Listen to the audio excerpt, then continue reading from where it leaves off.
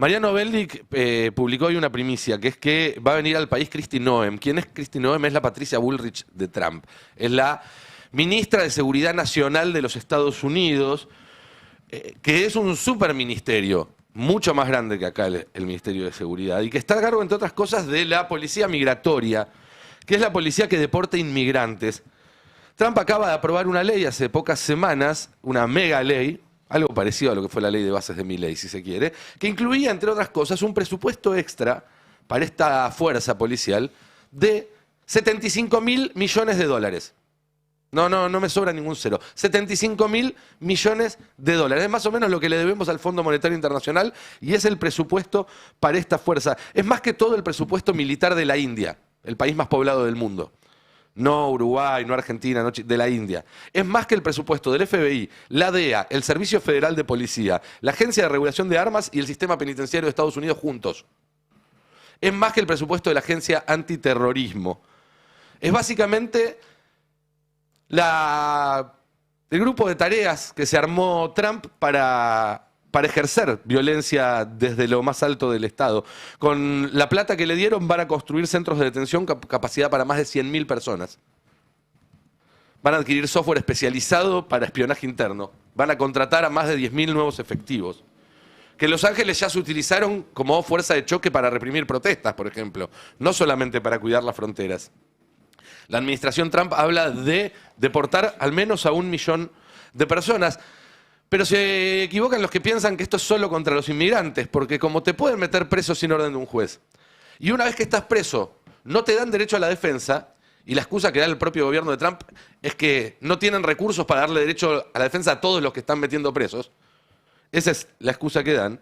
Bueno, entonces nadie está a salvo de que lo levante la policía en la vereda y lo meten en una prisión sin darle un abogado ni ninguna prueba para mostrar que tenés el documento que dice que en realidad no solamente quizás sos un inmigrante legal, quizás naciste en Kentucky, quizás tus abuelos nacieron en Kentucky. Bueno, no va a haber nadie para tomarte esa apelación. Con lo cual, básicamente, bueno, pónganle ustedes la palabra que quieran a lo que está pasando, pero yo me pregunto, ¿a qué viene la jefa de esas SS de Trump a la Argentina? Me parece que es una pregunta que habría que empezar a hacerse en voz alta porque seguramente no sea a nada bueno. Pero hay que unir las líneas, ¿no? Porque se arma el dibujito como en los juegos infantiles. Y hay una línea que une a Bondarenko, el candidato de la Libertad Avanza en la tercera sección electoral, con las SS de Donald Trump y su ministra que viene a visitarnos la semana que viene. Si no entendemos eso, no estamos entendiendo lo que está pasando. Buen día, compañeros, ¿qué tal? ¿Cómo andan? Una mesa muy numerosa hoy. Hay más gente acá que en el cacerolazo contra Riquelme. Vamos, Fero, a explicarle... ¿Cacerolazo contra Riquelme? Perdón, me perdí No, algo. hubo una convocatoria que no llegó a nada. Fallida. Sí, ¿Eh? sí. Había más, literalmente hay más gente acá hoy. Y sin contar el equipo de producción que es inmenso. ¿Pero y quién lo armó? Está laburando muy bien. Macri, Pergolini, ¿quién lo armó? Macri con Pergolini. Algo por el estilo. También hay que decir ¿Sí? algo. Nosotros que estamos acá en la mesa estamos jugando mejor que el equipo de Boca hoy. Eso también hay que También hay que decirlo. decirlo. Las dos cosas son absolutamente No nos bajes tanto el precio. ciertas. Fero, no, pasando o volviendo de nuevo a la actualidad, porque realmente lo que está pasando es muy serio. Y está bien que lo charlemos con un poco de humor también, porque si no es insoportable. Pero contanos un poco, contale a la audiencia que quizás no está siguiendo el minuto a minuto, los detalles de este caso que se destapó hace 48 horas en la provincia de Buenos Aires y que cada vez que se tira del hilo aparecen más cosas. Sí, seguramente vayan apareciendo más cosas. Esto, como dijiste al principio, arrancó con una denuncia anónima en asuntos internos de la policía bonaerense después de que se confirmara la candidatura de Bondarenko en la tercera sección electoral. Asuntos internos lo que hizo fue ir a las computadoras directamente de la policía ecológica, porque la denuncia decía que había un grupo de policías que tenía a su vez un grupo de WhatsApp y que estaban trabajando en la campaña de Bondarenko, pensando estrategias de comunicación y estrategias políticas para sostener la campaña de Bondarenko en horas de trabajo. En horas de trabajo dentro de la comisaría de la Policía Ecológica. Ahí hagamos un punto porque me parece interesante remarcar que que es en la policía ecológica, porque la policía ecológica es el cuerpo de la policía que es auxiliar de defensa civil cuando hay algún tipo de desastre, de un incendio, un derrame químico, lo que sea, son los que se encargan de hacer el cerco para que no pueda acceder nadie que no está autorizado y pueda trabajar defensa civil. Son un grupo periférico dentro de la policía bonaerense, no controlan ningún territorio, no están a cargo de investigaciones complejas, y esto es importante marcarlo porque da cuenta un poco de dónde viene este. Sí, pero estás omitiendo un detalle muy importante. A ver. La policía ecológica mueve mucha guita. Eso sí podría es cierto. mover mucha guita porque tiene que ver con la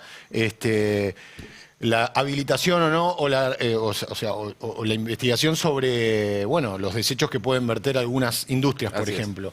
De hecho, en un ratito te voy a contar el rol o lo que se sospecha de uno de los 2 comisarios detenidos. Pero hay una intriga ahí en relación con por qué la policía ecológica y qué se podía hacer con esa caja que tienen o podrían tener estos policías en relación con la campaña de Bondarenko. Claramente. Y la posterior asunción y la posterior candidatura o eventual candidatura o postulación de Bondarenko para cargos superiores en un eventual triunfo de la Libertad Avanza en 2027. Pero vamos de a poquito. Entre los 24 detenidos hay 2 comisarios. Uno es Manuel Ortiz Valenzuela y el otro es Gustavo Herrera. Vamos a ver en un ratito la relación que hay entre Manuel Ortiz Valenzuela y Bondarenko. Como escuchamos decir al gobernador Kicillof, se presentó la denuncia penal en la Fiscalía, cayó en la Fiscalía de Juan Cruz Condomí Alcorta, es el Fuero Penal Platense, están empezando a investigar. ¿Qué están empezando a investigar? Bueno, vamos a ver la información a la que pudimos tener acceso, que tiene que ver con material que había en la comisaría de la Policía Ecológica, político, básicamente. Ya te digo cuál es la placa, Juanpa. Espera, acá, la placa 09, por ejemplo, tenemos como en la comisaría de la Policía Bonaerense hay una carta membretada. Esto es en una computadora de la Policía Bonaerense, una carta membretada para pedido de información pública al intendente de Florencio Varela, que es el distrito donde fue concejal Bondarenko, pidiéndole cantidad de cámaras instaladas en el municipio, cuántas de ellas funcionan, situaciones políticas que estaban firmadas por Bondarenko y con el membrete de la Libertad Avanza. Le hacían el laburo de asesores, digo, cuando un concejal quiere, en este caso creo que Bondarenko es ex concejal, ¿no? Ex concejal. Pero cuando alguien que está metido en eso quiere presentar un pedido de informes, quiere presentar cualquier cosa, le pide a sus ayudantes que lo hagan. Bueno, acá estos policías que estaban trabajando de ayudantes para el candidato a la Libertad Avanza. Exactamente. Hora de trabajo. Hay otra carta membretada que está en nuestra placa 08, simplemente la ponemos a modo de confirmar esta información. También es un pedido de información pública a la Municipalidad de Florencio Varela, donde le piden que les den la cantidad total de móviles policiales, la distribución de estos móviles en los comandos de patrulla, la vinculación de móviles por comisarías responsables y los ámbitos territoriales que cubren estos móviles. Bueno, se ve que con esta información lo que quería hacer Bondarenko luego era campaña para su postulación en la 3ª sección electoral. Lo que podemos ver en la carta, que está sacada de una computadora de la Comisaría Ecológica, es que tiene membrete de la Libertad de Avanza. Sí. Y eso está completamente prohibido. En cualquier policía del mundo. En cualquier policía del mundo, por supuesto. No los vamos a mostrar, pero hay algunos videos también que muestran cómo, digamos, que comprueban que estas cartas fueron sacadas de la Comisaría de la Policía Bonaerense. Además, se encontraron chats de WhatsApp, que era un poco lo que vos decías del Grupo Rocket. Este grupo de 24 policías se hacía llamar Grupo Rocket, y ahí tenemos algunos mensajes atribuidos a integrantes de este grupo. Buen día a todos. Hoy Maximiliano Bondarenko está yendo al Ministerio de Seguridad de Nación a ver a Patricia Bullrich por el proyecto de seguridad para la provincia. ¿Qué quiere decir esto? Ellos ya estaban armando un proyecto de seguridad, probablemente con la idea de que pudieran ganarse la cucarda del Ministerio de Salud o la conducción de la policía. Por eso el ministro de Seguridad actual empezó a hablar de una conspiración, porque lo que se intuye es que Bondarenko con Ortiz Valenzuela y Herrera estaban imaginando que podían quedarse con la policía, por eso también hablaban de purgas. Tenemos esa conversación de WhatsApp, si podemos volver a verla, y si no, la siguiente, porque hay otra más. Si me la podés acercar un poquito mejor, habla de una reunión Ahí está. Encarezco a todos, pide este equipo, este integrante del equipo Rocket, encarezco a todos que avancen con sus trabajos y consignas en función de los pedidos y requisitorias que se desprendan de la charla. Esto es lo que vimos después. Estos son los pedidos que al intendente, por ejemplo, de Florencio Varela. Hay que asignarle un tema a Borja, bueno, ahí hablan de ya las tareas. Da cuenta que hay un grupo organizado. Hay un grupo organizado dentro de la policía bonaerense que estaba buscando generar contenido político para la campaña de Bondarenko y además planificando quedarse con la policía de la provincia de Buenos Aires y eventualmente el Ministerio de Seguridad. Esto es lo que sospechan los investigadores.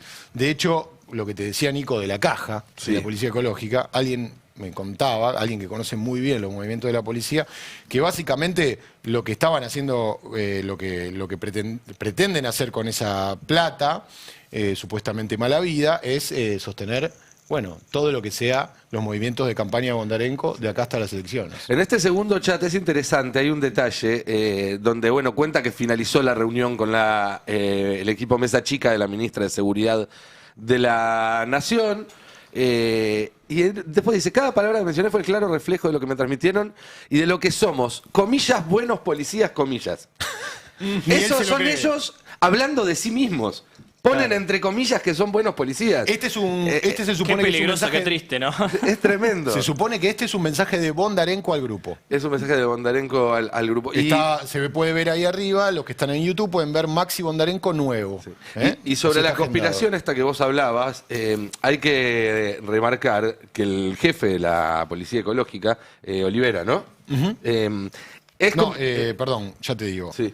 Ortiz Valenzuela. Ortiz Valenzuela, perdón. Es comisario mayor, que es el escalafón inmediatamente inferior a entrar ya directamente en lo que es jefe y subjefe de la policía, digamos, ¿no? A lo que es la conducción misma de la fuerza. Por eso se habla de que si hay una purga que permitiera liberar algunos espacios en la conducción de la fuerza, podrían promover a esta figura a un lugar de mayor importancia. Vos sabés que, a propósito de eso, estuve buscando información sobre Ortiz Valenzuela y encontré una nota de 2005 de Horacio Berbisky en página 12. En realidad no es una nota, sino que es un recuadrito, donde dice: el director de fiscalización de industrias de la ACUMAR, Ignacio Manuel Ortiz Valenzuela, es un teniente primero de la policía bonaerense, da incluso su legajo. Dice: su ingreso a la autoridad de la Cuenca se produjo a solicitud del juez Armela. Ustedes recordarán, el juez federal de Quilmes, que tuvo a cargo la causa ACUMAR y la formación de la ACUMAR. Dice: el boletín informativo 60 del entonces Ministerio de Seguridad de la Provincia de Buenos Aires, de agosto de 2005, justo hace 20 años, consigna que el ministro León Arlanián desafectó del servicio a Ortiz Valenzuela por infracción a los incisos, bueno, unos incisos que hablan de faltas graves del personal policial y lo castiga a cometer actos u omisiones que impliquen en forma directa de corrupción. Es decir, Arlanián lo apartó de la fuerza en su momento. De ahí lo mandaron a controlar. Por sospecha de corrupción. Yo pregunté qué había pasado, todavía no me pudieron responder, pero eventualmente este tipo hace 20 años ya estaba sospechado de caso de corrupción dentro del universo de la fiscalización de industrias de ACUMAR. Armela era espectacular porque él tenía a cargo la limpieza del riachuelo y contrataba a su mujer para limpiarlo.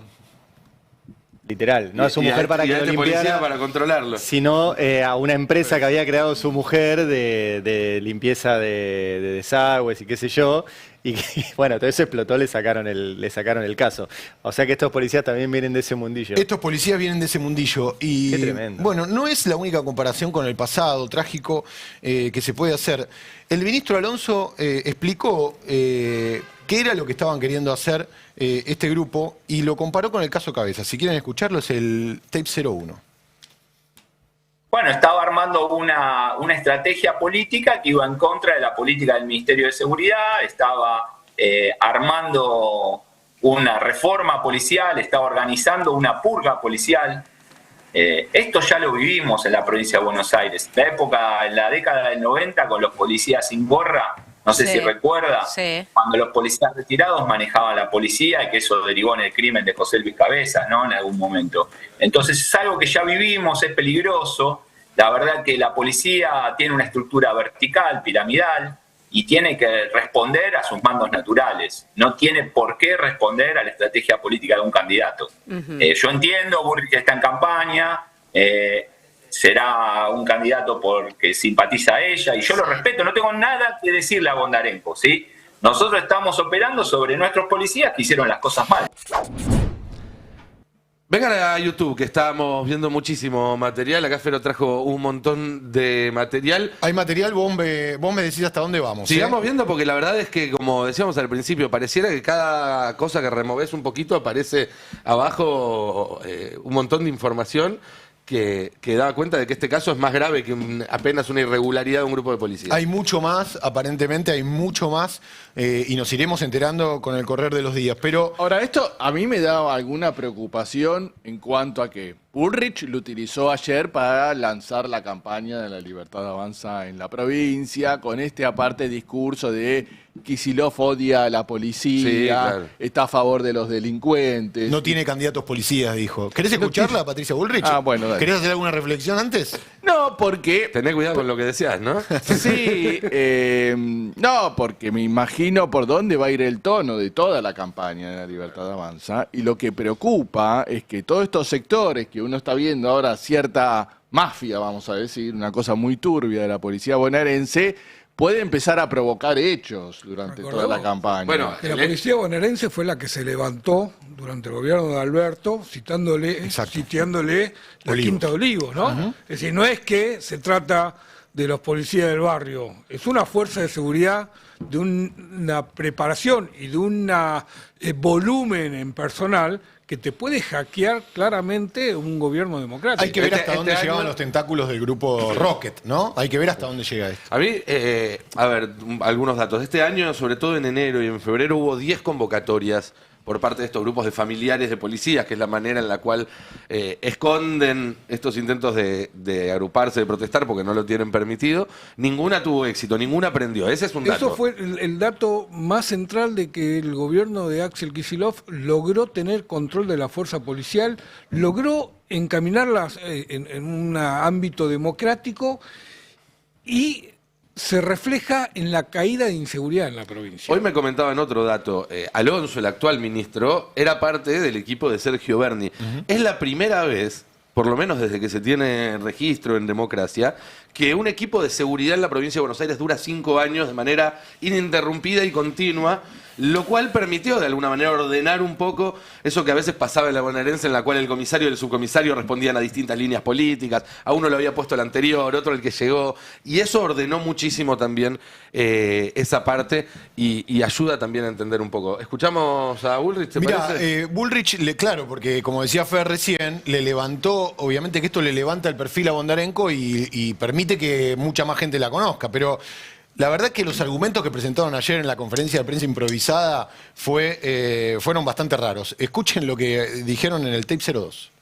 El asado se hizo en la casa donde de un policía en actividad cuyo hijo, él es el padrino, y a la vez él es padrino del hijo del policía a donde fue.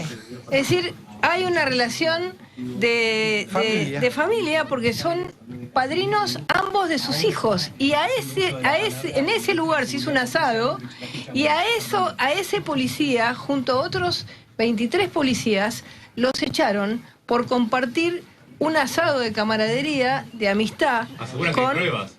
Sí, claro que hay pruebas del asado, por supuesto. Efectivamente, Debe haber restos del asado. Patricia, ¿no hubo un allanamiento en el que encontraron supuestamente material militante? La lectura política de este hecho. Miren, la lectura política del hecho es que Kicillof, además de ser inútil, es una persona que odia a la policía. Dice que todo esto fue por un asado, porque son muy amigos Ortiz Valenzuela y Bondarenko, no de ahora, como les decía recién. Ya vamos a contar algunas cosas de la relación, si hay tiempo, entre Bondarenko y Ortiz Valenzuela. El asado... Sí. El asado entre ellos no tiene nada que ver. Primero, Bullrich dice que fueron echados. Sí. No fueron echados, fueron pasados a disponibilidad porque hay que investigar. Así es. Quizás no los 24 integrantes están involucrados en la conspiración. Eso se verá cuando lo investigue la justicia y asuntos internos. Bondarenko también dijo que se juntaron por un asado, que no entiende qué pasó, y en un momento hasta se emocionó. ¿Quieren verlo a Bondarenko emocionado? Tape 03. La provincia de Buenos Aires, la policía de la provincia de Buenos Aires es una familia. El trabajo que lleva a cabo un policía lo hace tener mucho sentido de pertenencia con sus compañeros. Y como todos, como ustedes se juntarán y comemos un asado, eso es simplemente lo que fue, como con muchos otros policías que me junto y comemos un asado o tenemos una reunión. Pero tenían planes para desmarcar a los jefes. Da la casualidad de que justamente una semana después de ese asado me nombran candidato a mí. Y este es el mejor ejemplo de lo que hace el gobernador Kicillof con la policía de la provincia de Buenos Aires, que hace años que es una cacería de brujas. Ustedes lo saben muy bien. Hoy afuera de la fuerza por ese reclamo. Y lo más humillante es que los ponen a todos en una fila, les piden su arma y les sacan su credencial como si fueran delincuentes. ¿Por qué se emociona Bondarenko? Porque soy policía y porque siempre voy a tener puesto el uniforme. Y eso es lo peor que nos puede pasar cuando nos denigran de esa manera. Un Bondarenko realmente conmovido, ¿no? Porque se metieron con el asado. Le escupieron el asado, dice Bondarenko, ¿no? Ahí también hablaba justamente de este, bueno, la verdad aparte que se la pasan hablando del asado del que nadie habló. Claro. No habló nunca el ministro por de eso digo que Seguridad. la excusa que inventaron fue pobrísima, ¿no? No, y lo curioso es, Bullrich, para quien que el Senado sesione es su intento de golpe de Estado. Que la gente proteste en frente del Congreso porque no le gusta una ley es un intento de golpe de Estado. Que alguien tuitee es un intento de golpe de Estado. Ahora, 24 policías conspirando entre sí para derrocar a sus superiores es un asadito. Es extraordinario. Pero aparte, utilizando el material que les provee la policía, las computadoras, los escritorios, la oficina, para hacer una unidad básica de este tipo. Y imagínate, bueno, lo que vos hiciste en editorial, ¿no? Si fuera al revés, si hubieran encontrado empleados públicos trabajando para... Ni siquiera policías, empleados civiles en algún ministerio sería un... Yo creo que el punto destacable en este momento es que la policía está subordinada al poder político. Algo que es poco tradicional en la provincia de Buenos Aires, ¿no? Porque en otro momento tendríamos un estado deliberativo de la policía intentando hackear, y hoy esta maniobra de estos 24 policías no se contagió al resto de la fuerza, quedaron aislados. Y esto me parece que es el valor que hay que destacar de este momento. Sí, y respecto al temor que decía Fer de que se metan en la campaña y demás, creo que también se avanzó con esta dureza para abortar algo así, porque estos policías tenían la capacidad de convocar días antes de la elección a un acuartelamiento o armar algo. Si bien es cierto que no prendió en el resto de la policía, con 24 policías en puestos generales podés hacer un quilombo muy, pero muy grande. También que haya habido evidencias tan claras, el membrete de la libertad avanza en los archivos y demás, hace que otros policías digan, che, miren, nosotros no queremos aparecer pegados a esto. La verdad que son bastante desprolijos para pretender manejar la policía bonaerense, o quizás por eso es una condición que lo favorece. Veamos algo más y después seguimos, porque quiero ahora, en un rato vamos a hablar de economía con Fernando Goncande, porque caen los ingresos y cae el consumo, lo cual es evidente, pero son dos caras de la política de Milei. Y voy a hablar con Jonathan Eguier, a quien tengo ganas de hacerle unas cuantas preguntas sobre la interna entre Karina y Santiago Caputo, que me imagino todos ustedes también quieren saber un poco más. Bueno, hay que en ese cuadro que recién veíamos esté pareja, me parece que es una señal de ayer, ¿no? El tipo reapareció pareja, ¿no? Sí. Me parece que es algo después para comentar con Jonathan. Pero antes de todo esto, redondeamos. La relación entre Bondarenko y Ortiz Valenzuela, te decía, no es nueva. Bondarenko, te aclaro algo, es un policía que fue custodio del gobernador Felipe Solá entre 2002 y 2009, y lo que se preguntan en la provincia de Buenos Aires es cómo hizo para hacer una carrera que a un policía normal le cuesta 30 años, él en 5 años hizo una carrera meteórica y llegó a comisario. La pregunta que se hacen en la provincia de Buenos Aires es cómo hizo esta carrera de manera tan rápida. Y sobre los asados, los padrinazgos y la relación entre Ortiz Valenzuela y Bondarenko, el ministro Alonso contaba lo siguiente, el tape 10.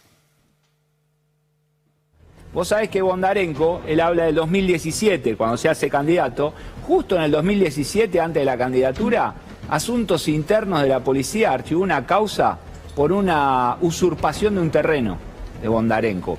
Bondarenko lo acusan de haber usurpado un terreno. Al lado de ese terreno, ¿sabés quién también construyó una casa?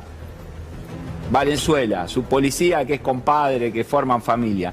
Y vos sabés que los dos son testigos mutuos en el juicio de usucapión.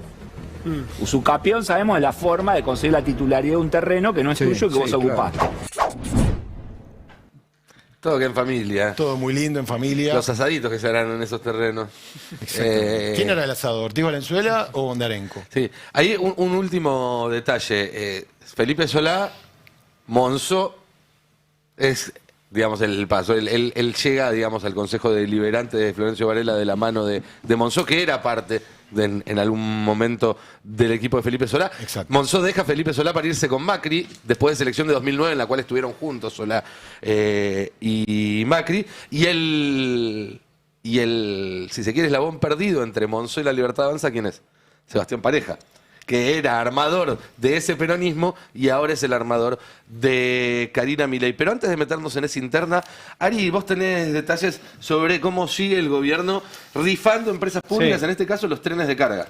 No, los trenes de carga fue ayer que lo mencionábamos. Hubo una nueva más. Hubo una nueva, sí, me la no, perdí porque esa, es una seguidilla. Tenemos AISA, que ya dijo Sí, esta a esa semana. ya la habíamos visto, claro. Los trenes. Y hoy está en ARSA. Hoy en el boletín oficial ya está el avance en la privatización de ENARSA, que es Energía, ahí está, Energía Argentina, Sociedad Anónima, en los términos del decreto, Esto lo firma el ministro de Economía, Luis Caputo. Forma parte de las empresas que estaban habilitadas a su privatización en la ley Bases. Así que cualquier problema con todo esto, a llamar a los diputados y senadores que aprobaron la ley Bases y a los gobernadores que impulsaron la aprobación de todo esto. Con un dato que se junta con el de ayer. Ayer se prorrogó por 20 años la concesión de TGS. TGS, Transportadora Gas del Sur, tiene a su hermana TGN, que es Transportadora Gas del Norte, que, como su nombre lo indica, una está en el sur y otra está en el norte. Perdón, era muy obvio. Se rió Sibeira de lo que digo. Bueno, TGS es de la familia Mindlin y Cieliki, son socios, y TGN... ¿Cieliki el embajador en Francia? ¿Cieliki es embajador en Francia? El hijo del empresario. Ah, bueno, sí, creo que- esa familia. Y TGN es de Pablo Roca, de Techín. Bueno, ayer estuvo la prórroga de 20 años de TGS. ¿Por qué lo menciono? Porque hoy, ahí lo que decía, si podés volver a poner la placa, es que el avance en la privatización de ENARSA se desarrollará en una primera etapa mediante la venta de las acciones de su titularidad en la compañía inversora en transmisión eléctrica Citelec. O sea, ENARSA, que es una empresa pública, tiene acciones a su vez en una sociedad anónima. ¿Por qué es importante esto? Bueno, porque Citelec, vamos a la otra placa, controla desde Citelec, ENARSA, una parte importante de Transener. Transener es la empresa que tiene el monopolio del transporte de la energía. La energía se genera en un lugar, se transporta hacia los centros urbanos y se distribuye en los centros urbanos. La distribución es la más conocida, Edenor, Edesur, Edelapto, de todas las EDE que conozcan en distintos lugares del país. La generación es en los distintos puntos donde se genera energía. El transporte lo hace Transener. Si ustedes se fijan, ahí está Energía Argentina, ENARSA, que a través de Citelec controlan el 51% de Transener. ¿Quién es socia de Citelec? ¿Qué es lo que se va a empezar a vender ahora? Pampa Energía. Ah, mira, me suena. Marcelo. ¿Quién es el que maneja Pampa Energía? Marcelo Mindlin. Marcelo Mindlin, el mismo. O sea que en 2 días Marcelo Mindlin se quedó con una prórroga de 20 años del gas y que su socio en el transporte de energía anuncia ya que va a vender, por lo cual el precio va a bajar, porque si vos anuncias que vas a vender, el precio va a bajar, ¿quién lo va a comprar? Yo sospecho que lo va a comprar. Y acá, En cualquier sí. momento nos enteramos que Caputo y Mindlin ocuparon 2 terrenos, uno al ladito del otro, y son testigos mutuamente del juicio Bueno, de usucapión, ¿no? Porque Es que Mindlin el nivel de... Mindlin es un tipo que ha hecho negocios con todos los gobiernos, con todos. ha sido en general un intocable en todos los gobiernos. Algunos gobiernos les daban más que otros, por ejemplo, Mindlin era un tipo que estaba muy enojado durante el kirchnerismo con que no se actualizaban las tarifas. Sí. Entonces era una de sus grandes peleas. Fue la pata local en su momento de Joe Lewis. Joe Lewis, este magnate inglés que tiene la mansión El Lado Escondido, amigo personal de Mauricio Macri, la pata local del grupo Tavistock, que era el grupo de Lewis, era Marcelo Mindlin. Con el gobierno del Frente de Todos se llevó muy bien. Sí, Mindlin es siempre oficialista. Siempre, como muchos empresarios, no es algo extraño. Con el gobierno de Macri hizo muchísimos negocios, de hecho se asoció con el primo de Macri, con Ángelo Calcaterra, y se quedaron con el soterramiento del Paseo del Bajo. ¿Se acuerdan? Sí. ¿Se acuerdan? No sé si era la mayor obra de la ciudad, que acercaba a River y a Boca. Podías hacer un huevo frito en el tiempo que hacías el Paseo del Bajo. Había publinotas de lo que se te ocurriera. Lo que hicieron fue truchar la licitación para que se la quedara la UTE que conformaron Marcelo Mindlin y Calcaterra. Después el fiscal Picardi encontró una sociedad que tenían en una guarida fiscal que se llamaba EMES. ¿Cuántas M's había ahí en esas M's? Podía ser la de Marcelo Mindlin, podía ser la de Mauricio Macri o podía ser todas esas M juntas. Digo, hay un montón de cosas en el mundo Marcelo Mindlin. Mindlin es también el principal financista del Museo del Holocausto, un lugar al que suele ir Milei en esta cuestión de que él dice que como se va a ser judío no podemos decir que tiene actitudes de nazi. Mindlin es también uno de los que financia cuando van a las cenas de la Fundación Faro. Es un tipo muy poderoso en la Argentina. A lo que voy es que hoy anuncian el proceso de privatización de Enarsa, que va a empezar con la venta de acciones. Una es Citelec, donde Mindlin es socio, pero después sí pongamos la última placa, que es todas las empresas donde Enarsa tiene acciones. Vos fíjate que están descuartizando a Enarsa, vendiéndola en pequeñas partes para que cada uno de los socios en esas empresas pueda tomar el control total de su empresa. Claro. Así como Mindlin va a tomar el control total de Transportadora del Norte, cada una de esas empresas se va a quedar... Que era lo que es lo que querían hacer con el Fondo de Garantía de Sustentabilidad, también recuperar las acciones que estaban en manos del Estado. Exacto. Bueno, van por ese camino. En este esquema, esto está en la página de Enarsa, vos tenés... Enarsa es dueña del 50% de Citelec, desde ahí tiene acciones en Transener y en Transva. Tiene también Vientos de la Patagonia, que producen energía. Tiene Enarsa Patagonia, que produce energía. Tiene Termoeléctricas, ¿sí?, que controla. Y tiene esa UTE Escobar. Bueno, hoy empezó la privatización de todo esto. Y recordemos que el otro día, entre las tantas cosas que dijo Peter Lamelas, que es el futuro embajador en la Argentina, dijo que le interesaba la energía. Y sí. ¿No? Y sí. Bueno. O se la quedará Mindlin o se la quedará alguna empresa... Pero ningún chino seguro. Chinos no. Ninguna empresa china va a poder entrar a pujar por eso. Porque es una gran torpeza. Viste que esta semana Caputo anunció que se aprobó un nuevo proyecto de RIGI, pero se rechazó también uno, y se rechazó una empresa china. Exacto. Lo mismo hacía Macri. Macri, cuando la mayor inversión china, la mayor inversión que había en la Argentina eran las represas Zepernik y Kirchner que se iban a hacer en la Patagonia. Macri quería que se la quedara un amigo de él, que era Pescarmona. No ganó él la licitación, la ganó Electroingeniería, porque tenía asociado un banco chino, que era el que ponía la guita. Y Macri las frenó las represas, y las frenó, y cuando iba a China, ¿te acordás la canciller cómo se llamaba? Malcorra, Susana Malcorra. Susana Malcorra. El gobierno chino le decía, mirá, no me vengas a pedir nada más si tengo 5.000 millones de dólares frenados ahí, y eso frenó un montón de inversiones. Esta semana hubo una novedad sobre Zepernik. Se cerró un acuerdo entre el gobierno, hay una foto de Franco con el gobernador de Santa Cruz. ¿Ah, sí? ¿Sobre las empresas? Sí, porque se firma un memorándum de entendimiento con la UTE, Unión Transitoria de Empresas, conformada por la China Gesouba, claro. Eiling, que es ex Electroingeniería, e Hidrocuyo, para reactivar la construcción de la empresa Zepernik, una de las dos obras del complejo hidroeléctrico ubicado en Santa Cruz. Hay una foto esta semana de Guillermo Francos con Vidal, el gobernador de Santa Cruz, y bueno, gente de la empresa china también. Bueno, menos mal, o sea, se tiene que hacer esa... Pasó muy desapercibida. Mirá, ahí está la foto. Esto fue de esta semana. Sí, fue una foto como que tuvo mucha relevancia política, pero no tuvo casi difusión. También es algo que no retomó el gobierno del Frente de Todos. Hubo incluso viaje de Sergio Massa a China, no sé si se acuerdan, que volvió, dijo, traje de todo, no trajo nada. Te quiero decir algo. Atómicas. Sí, no trajo nada. Ayer lo hablaba con colegas. Debe ser el gobierno con mayor presencia china en la Casa Rosada. Yo veo una vez por semana que entra una delegación china a la Casa Rosada a visitar a Francos. ¿Sí? Sí. que vos decís, ¿cómo puede ser esto? Nadie lo comunica, nadie lo muestra, Milei dice que China no, le dicen, lo abrazan a Lamela, le dice, sí, Lamela, está todo bien, está todo lindo.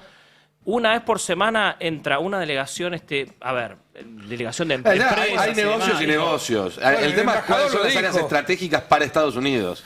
Bueno, el resto no. El embajador lo dijo en la presentación ante el Senado, el candidato a Senado a embajador, dijo, tenemos que ir a los gobiernos provinciales porque se nos están metiendo por abajo, se nos están metiendo por los costados. Sí, están viendo que los chinos tienen presencia más allá de la declaración de... Pero está claro. Claro, siempre que veo eso, igual tal vez estoy exagerando una vez por semana, es una forma de decir, pero digo, veo mucha presencia, pero cada vez que sucede eso lo van a ver a francos y siempre hay un gobernador.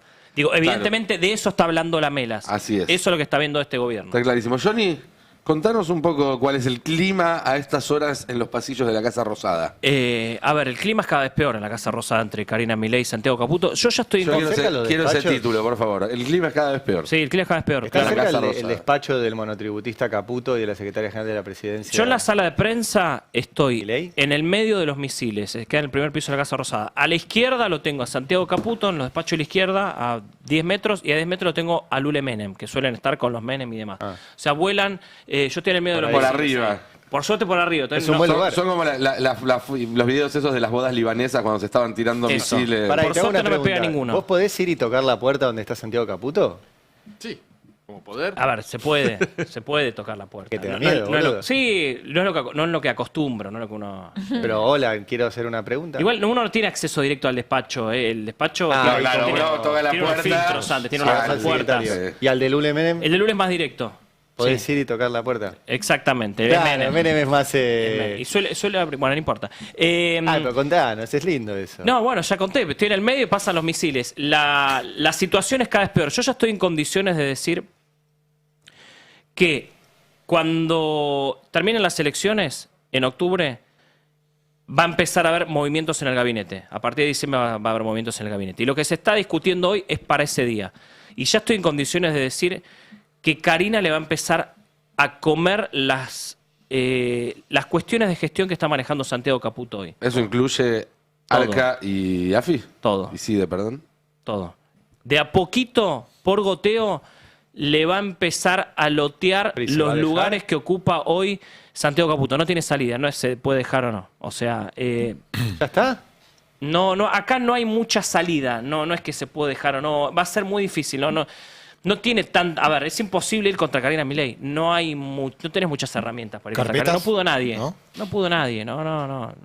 La verdad que, digo, si respondo a esto que dice Fero, digo, si le va a tirar una carpeta a Karina, se tiene que ir al gobierno.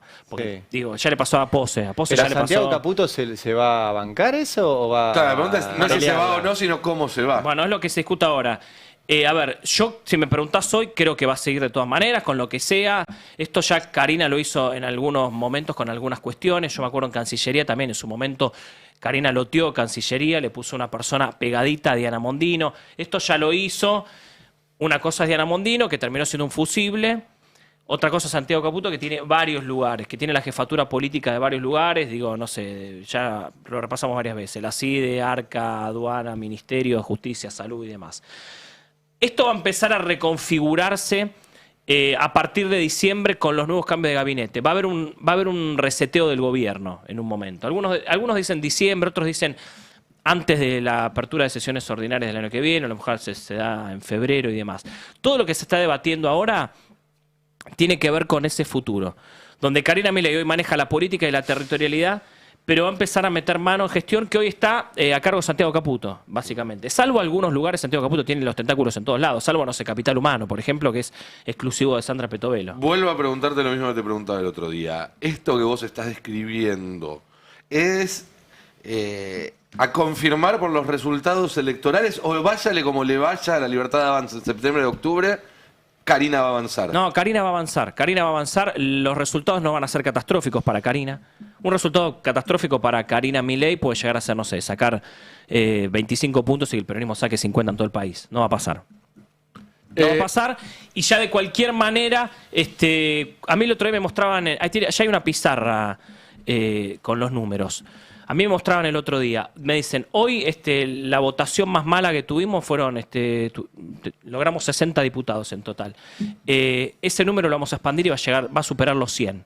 O sea, la votación más mala que vamos a tener el año que viene va a estar por arriba de los 100 votos en diputados. O sea, calculan que van a tener un piso de diputados de 100 personas. A ver, como la peor votación. Después a lo mejor pasan cosas. Y después dice, nosotros cuando metemos la mano en la pecera tenemos, hay 105 personas, que son los 100 de Unión por la Patria y los 5 de la izquierda. Sí. Ahí metemos la mano y en esa pecera pocas veces encontramos nada. Posiblemente el año que viene, cuando metamos esa mano en la pecera, algunos celestes que van a ser Unión por la Patria ya no respondan a Cristina, sino a algún gobernador. Y ahí podemos jugar en esa pecera. Entonces el escenario va a ser mucho mejor. Pero 100 diputados de un carinista. ¿Están hablando de los mismos gobernadores con los que se están carajeando? Pero pero con los que pretenden que no se den vuelta como ya les pasó. ¿Va a haber presupuesto este año? ¿Cómo? ¿Va a haber presupuesto este año? Bueno, se está debatiendo, eso es parte del debate. Por eso se dice, bueno, a lo mejor Milei deja pasar el tema, las leyes de ATN e impuesto al combustible, porque tiene que ver con el presupuesto que te viene y ya está. Se lo saca de encima el tema, pero eso está en discusión todavía. Igual necesitan un presupuesto porque ahora con la revisión del fondo y demás, el fondo pide presupuesto. Sí, es uno de los debates que se viene y tiene que ver con la discusión con los gobernadores también. Ibas a hacer una pregunta. Sí, lo de los 100 diputados no me quedó claro. Ellos dicen, ahora tienen 40, entonces dice que van a sumar 60. No, ellos lo que dicen es la peor votación que tuvimos en este año y medio nos da 60, 64 diputados. Fue lo mínimo que pudimos alcanzar en una votación desfavorable. Ese mínimo lo vamos a ampliar a más de 100 el año que viene. No estoy hablando de los diputados plenamente la elección es ahora, en octubre. Sí, pero el año que viene. Pero el año que viene no hay elecciones. No, el año que viene. Lo que hablan es que en la nueva conformación del Congreso no va a ser, la peor votación no va a ser de 60 diputados. Va a llegar a 100. Que van a sumar, digamos, de otros bloques, otras voluntades. Exactamente. O sea, y después también tiene los máximos. ¿Cuál fue la mejor votación y cuál puede llegar a ser la mejor votación? Igual en todos los escenarios no van a tener mayoría simple. Digo, en todos los escenarios tampoco es que van a ser el partido dominante. Sí. Pero sí van a brindar el veto. Una lectura muy optimista por parte del gobierno. Sí, a mí también. Muy optimista. Después podemos ver una encuesta que será anoche de Universidad San Andrés. No, esta lógica que yo veo con la que se maneja Karina Milei, que en su momento la sufrió Kikuchi, Maslatón, Marra, sí. Cualquiera del entorno de ellos que siente en algún momento que tiene poder propio o algún tipo de juego político propio, lo fulminan. Yo te quiero contar algo. Lo fulminan totalmente. Pero en este caso me parece mucho más complicado lo de Santiago Caputo, porque está, como decís vos, medio gabinete más o menos le responde, demasiado metido en el poder de la Libertad Avanza como para hacer lo mismo que hicieron con los otros, que eran tenían llegada a Milei, pero nada más. Ayer hablé con una persona que ha llegado a Ramiro Marra, que habla mucho con Ramiro Marra, y habló en estas últimas horas. Porque Ramiro Marra tuiteó, en medio del lío que estaba sucediendo entre Karina y Santiago, tuiteó una foto y 3 pochoclos, y la eliminó finalmente a los minutos, borró el tuit. Y ayer hablé con una persona que tiene mucho diálogo con él y habló en estas últimas horas. ¿Una foto de qué? Con 3 pochoclos. Era una foto de un osito en el medio del campo mirando la nada, tranquilo, y el 3 pochoclos lo borró a los 10 minutos. Yo lo llegué a ver, le hice una captura todo y a los 10 minutos lo borró Ramiro Marra. Ahora si quieren se los paso, es muy divertido. Bueno, lo borró porque evidentemente algo le dijeron. Ramiro Marra, yo hace 2 días hablé de la Ramiro Marrización de Santiago Caputo. Ramiro Marra está de acuerdo conmigo. Cree que le está pasando a Santiago Caputo lo que ya le pasó a él. A él le pasó lo que yo llamo, se va como deshaciendo, se va desintegrando. Día a día se va desintegrando. Ramiro Marra se fue desintegrando. Día a día, no fue un día para el otro. A Santiago Caputo le está pasando lo mismo. Le está pasando exactamente lo mismo y se va a acelerar a partir de diciembre. Johnny, ¿no cometió un error Santiago Caputo en levantar tanto su perfil? Él es así. Mira, vamos a ver un tuit de ayer. El tema es que una cosa es, ¿de qué manera levantó el perfil? Si no dio ninguna nota, no tiene una cuenta de Twitter pública de él. Intimidó a un fotoperiodista poniéndole la cara en su lente, fue a la embajada de Estados Unidos. Sí, ayer estuvo en la Rural, estuvo junto a Toto Caputo. Estuvo ayer en la Rural. Obviamente le sacaron fotos así. Al principio parecía que un valor de él era justamente... Ser el monje negro. Ser el monje negro. Sí, le gusta mucho la cámara para ser el monje negro, me parece. Mira, vamos a ver un Twitter, vamos a ver la placa 1. Esta es una de las cuentas fantasmas de Santiago Caputo, del asesor. Vamos a ver, la placa 6. La placa 6, vamos a ver una de las cuentas fantasmas de que siguen, obviamente. Y tuitea contra Sebastián Pareja, no lo nombra y demás, pero se lee entre líneas. A ver, ¿ustedes qué leen entre líneas? Esta es una de las cuentas de Santiago Caputo. John se llama @MileiEmperor. Dice que el armador choripanero, porque para Santiago Caputo Pareja es un peronista masista, que el armador choripanero quede como senador provincial y listo, que cumpla su función en el marco legislativo y no rompa las bolas. Ayer, mira, 24 de julio de 2025, 9:20 de la noche. Después de que Karina sacó el tuit diciendo que quien atacaba al armador choripanero estaba atacando al presidente. Exactamente. Y después de la conferencia de Pareja con Bullrich y Bondarenko. También. Bueno, por eso, ayer mirá el tuit mira, vamos de vuelta al 1. Placa 1, tuit de Pareja ayer, nos reunimos a ratificar el rumbo de nuestro presidente. Porque lo que están, acá se juega el relato también. Pareja está tratando de instalar, mirá que estos son los candidatos del presidente, no son los de Karina o los de Pareja, nada. Esto lo ratificó el presidente, y de hecho lo ratificó el presidente, porque Romo y el Gordo Dan, que son los de Caputo, le fueron a llevar una lista a Olivos, a Javier Milei, a decirle, mirá, nosotros tenemos estos pibes que son bastante buenos, Mariano Pérez, Lucas Luna, Nahuel Sotelo, y Milei en el día de la noche de cierre de lista no levantó el teléfono y se quedó escuchando ópera. También, o sea, evidentemente Milei, ya jugó Milei. Milei ya jugó y jugó en contra de Santiago Caputo. Claro. ¿Milei ya jugó en contra de Santiago Caputo o Milei es inseparable de Karina? Claro. También y cualquiera que busque meter una cuña de ahí está condenado al fracaso. Pero, no pero esto es la familia.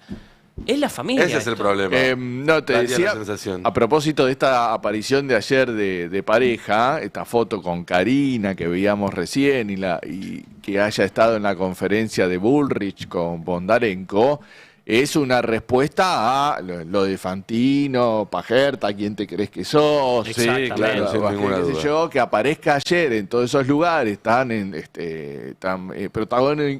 protagónico, me parece una respuesta a todo eso. Mirá, lo nombraste a Fantino, vamos a ver el tape 5. No, después volvemos a eso, pero acaba de tuitear Milei.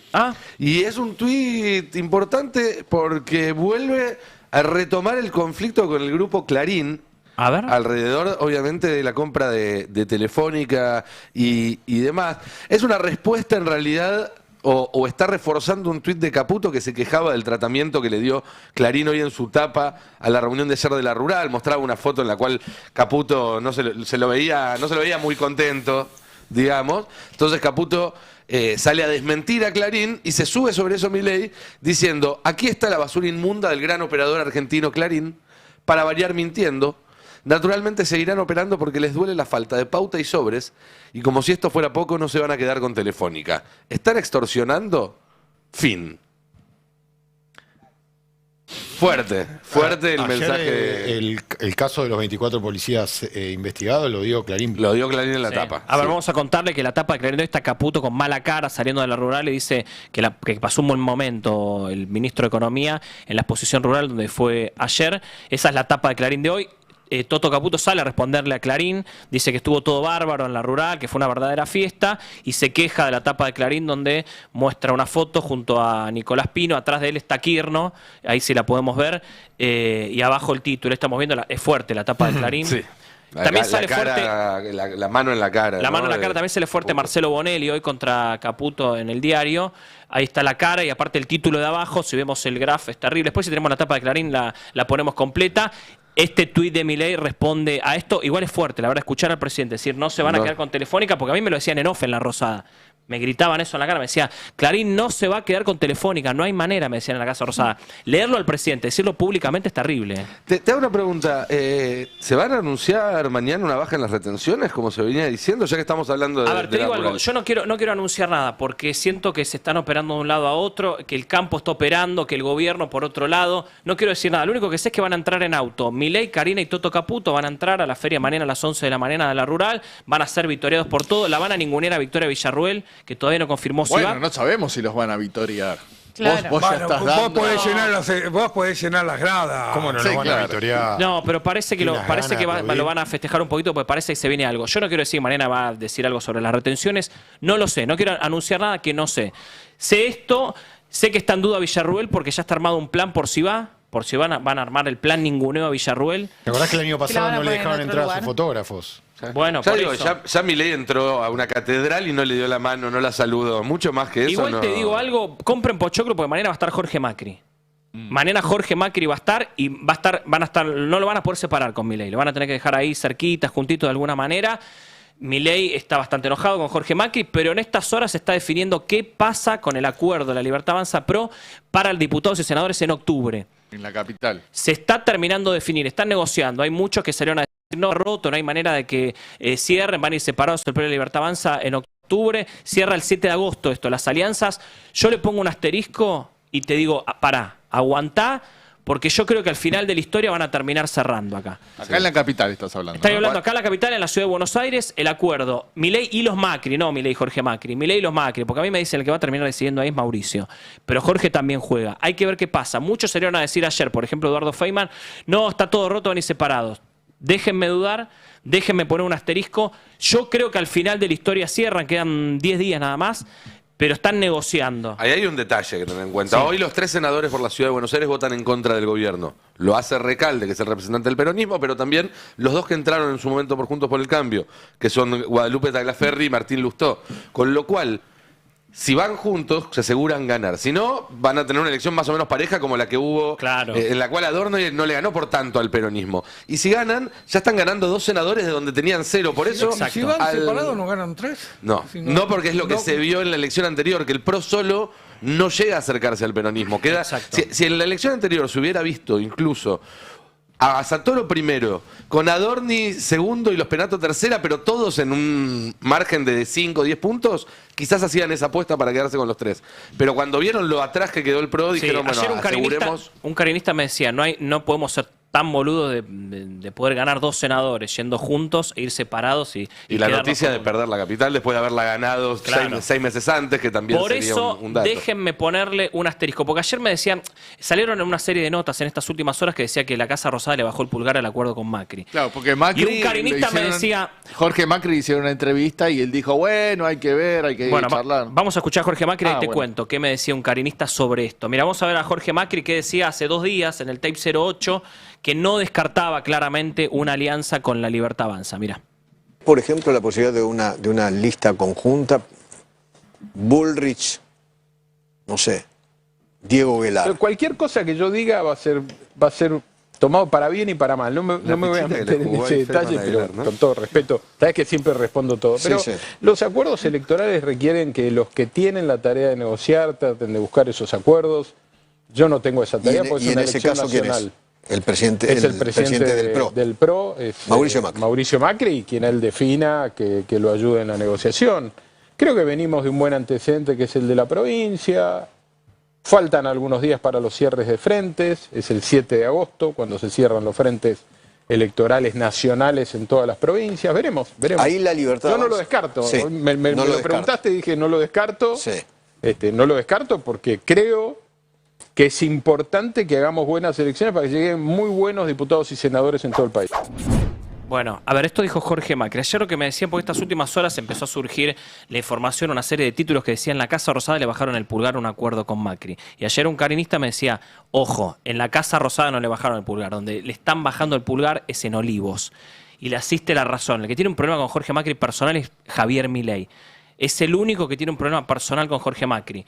Karina Milei está dispuesta a cerrar con Jorge Macri, los armadores de Karina Milei también. El problema es Javier Milei, que está todavía enojado porque considera que Jorge Macri le hizo una campaña sucia en la ciudad al traerlo al catalán Gutiérrez Rubí, que dice que le hizo una campaña sucia ahora y en el 2023 con Massa. Bueno, estamos hablando del asesor político. Así que hay que ver cómo termina esta historia. Yo creo que esta historia termina con la Libertad Avanza ya cerrando Mendoza, que esto fue anunciado ayer, cerró Mendoza, va a cerrar Entre Ríos, va a ser un acuerdo con Rogelio Frigerio y creo yo, y anotalo, si me equivoco y ya está, me parece que va a terminar haciendo un acuerdo el PRO y la Libertad Avanza van a ir juntos en la Ciudad de Buenos Aires. Después hay que ver los candidatos, todos me dicen, si vamos juntos, la senadora, la cabeza de la lista va a ser Patricia Bullrich, estamos viendo cómo está levantando el perfil y aparte está todavía esta versión de que en la línea de sucesión Patricia Bullrich va a ocupar ese lugar para cuidar donde está Villarruel, para cuidar ese lugar que hoy lo tiene Abdala, Bartolomé Abdala, que puede llegar a ocupar Patricia Bullrich, y cuidar ahí qué hace y qué no Victoria Villarruel. A mí no sé si no me deja más intranquila tener a Bullrich en la línea de sucesión que a Victoria Villarruel, pero bueno, cada cual elige a sus sucesores como puede o como quiere. Ahí después vamos a tener que ver con qué va Fuerza Patria. Primero en es esos el sello distritos, nacional, ¿no? es que creo que va a ser distrito por distrito. Van a tratar de que sea un sello en la mayor cantidad de provincias, pero se está negociando distrito por distrito. También buscando acuerdos con otras fuerzas, por ejemplo en Córdoba, donde se lanzó Fuerza Patria hace unos días, se está buscando llegar a un acuerdo con la fuerza de Natalia de la Sota, claro, que es una candidata más potente que la que podría ofrecer el kirchnerismo en Córdoba. Pero ayer se reunieron los gobernadores de la zona centro. Sí. Te iba a comentar acá de la ciudad, porque está como hecho lo de Recalde, ¿no? Que va a ser el candidato a senador, que termina ¿Ya mandato. está confirmado? Y estaba en su momento, cuando se hizo lo de Santoro, se acordó que Santoro sea candidato a legislador, había quedado casi cerrado que Mariano Recalde iba a ser el candidato a senador. Yo creo que el devenir desde ese momento más o menos lo confirmaría. Se estaban reuniendo también para terminar de definir, pero queda la lista de diputados también el interrogante, ¿no? Claro. ¿Quién va a encabezar ahí? Y bueno, hizo mucho ruido las declaraciones de Ofelia Fernández del otro día, no sé si las escuchaste, diciendo que para ella había que ir separados y que no... Porque era una de las que se comentaba como posible candidata a diputada. Sí, Patria Grande quiere que Ofelia sea candidata a diputada en la ciudad y Juan Grabois sea candidato a diputado en la provincia de Buenos Aires. Los dos o bien encabezando la oferta o bien en un lugar entrable definitivamente. Quieren que tanto Ofelia como Juan Grabois sean de alguna manera los referentes que desde la Cámara de Diputados proyecten a Patria Grande en los 2 años que vienen de cara a un 2027 donde Grabois seguramente va a querer jugar porque la experiencia que tuvo en el 23 fue buena. Claro. Hizo, ¿no? Un poco medio a presión, ¿no? Esto que dijera Ofelia, lo de, bueno, me parece que tenemos que ir con listas separadas. Sí. Bueno, es un tema que vamos a seguir seguramente comentando la semana que viene. Vamos a esta reunión de los gobernadores de la región centro, que se reúnen cada tanto. Vamos a decir que son 3 de los gobernadores más influyentes, ¿no? Entre sus pares, vamos a decir, que se trata de Martín Yarlora de Córdoba, Maximiliano Puyaro de Santa Fe y Rogelio Frigerio de Entre Ríos. Primero, lo que salió ahí fue insistir en la cuestión de los recursos que vienen pidiendo los gobernadores. De esto que ya tiene media sanción del Senado y que ahora tienen que tratar la Cámara de Diputados, que Franco ya dijo que el gobierno va a vetar. Ellos insistieron que es plata que le pertenece a las provincias, que el gobierno nacional no tiene por qué quedarse con esos recursos. Algunos fueron más enfáticos de los 3, mostraron distintos, ¿no? Está claro que Rogelio Frigerio fue el muchísimo más moderado en sus críticas, pero sí insistieron en esto y dijeron, nos estamos haciendo cargo de los medicamentos, de la ruta, de la educación, del transporte, no puede ser que el gobierno someta a esto, es una pérdida de federalismo. Muy fuerte el tema de retenciones también, que Yarlora y Puyaro lo vienen utilizando un poco para diferenciarse del gobierno y saben que además es muy taquillero en sus provincias. Sí, claro. Entonces dicen, hay que eliminar las malditas retenciones, dijo Puyaro ayer en la conferencia de prensa, mostrando, bueno, ahí incondicionales del lado del sector agropecuario. Y también reclamando que vuelva la obra pública. Ahí vemos un tuit. Bueno, Yarlora puso también énfasis en el tema de los agravios, las peleas, ¿no? Los modos del presidente, porque dice, somos 3 gobernadores de partidos políticos distintos que demostramos que es posible trabajar juntos, sin gritos, sin peleas, sin agravios. Si en la capital y en el resto del país se imitara esta forma de diálogo y cooperación, seguramente nos iría mucho mejor. Sí. Este era el mismo que se quejaba de los pituquitos porteños y terminó haciéndole campaña a Milei antes del balotaje, ¿no? Sí. Digo, porque ahora se queja de las formas, de los agravios y demás. Yarlora fue importante para que Milei llegue a donde llegó. Todos ellos han tenido una posición oscilante con el gobierno. Han sido clave para la aprobación de la ley Bases, por ejemplo. Sin duda. y también en su momento para asegurar algunos vetos presidenciales. Bueno, el Frigerio lo acaba de contar Johnny, probablemente vaya junto con la Libertad Avanza a las elecciones de este año. Sí, por eso él fue no mucho más moderado, sino que dijo: todos nosotros queremos que le vaya muy bien al gobierno nacional. Si le va bien al gobierno, le va bien a las provincias. Cosa que habría que poner... que no es así. No es así. Pero bueno, sí que se juntaron los tres, que insistieron en un reclamo, que dicen: no vamos a negociar uno por uno el tema de los fondos ATN, el impuesto a los combustibles, que no nos llamen de a uno, porque esto es algo que firmamos todos los gobernadores y el jefe de gobierno. En algún punto se mantuvieron firmes y en otros, bueno, buscaron como algún equilibrio. Saben que Milei todavía en sus provincias tiene fuerte aceptación. Así que bueno, en los que sabían que le iba a caer bien las críticas en sus provincias, tema... No están haciendo la ruta, hay que bajar las retenciones, hay que cambiar los modales y dejar los insultos. En eso fueron fuertes. Después en lo otro, estamos a favor del superávit fiscal y todo lo demás, ¿no? Bueno, equilibrio. Una cosa, sí, equilibrio, pero no fiscal, precisamente dicho. Y aprovecho esto para empezar a hablar de economía, porque estos datos que vamos a repasar ahora con Cande, con Fernando, sobre ingresos, sobre consumo, que eso es el kilómetro cero de la economía doméstica.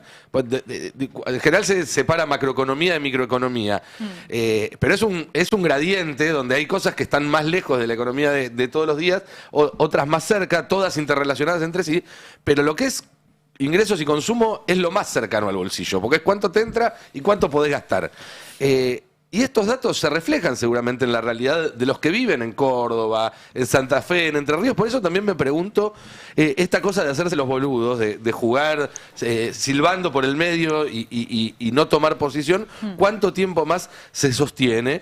Porque los datos que siguen apareciendo mes tras mes son un desastre, incluso comparándolos con un 2024 que parecía que era insuperable y que ahora aparecen datos todavía peores. Eso me parece muy importante, ¿no? Traerlo en el contexto de que el 2025 iba a ser el año de la recuperación económica, ¿no? De ese salto en B, el 2024 era el momento de ajustar los cinturones, de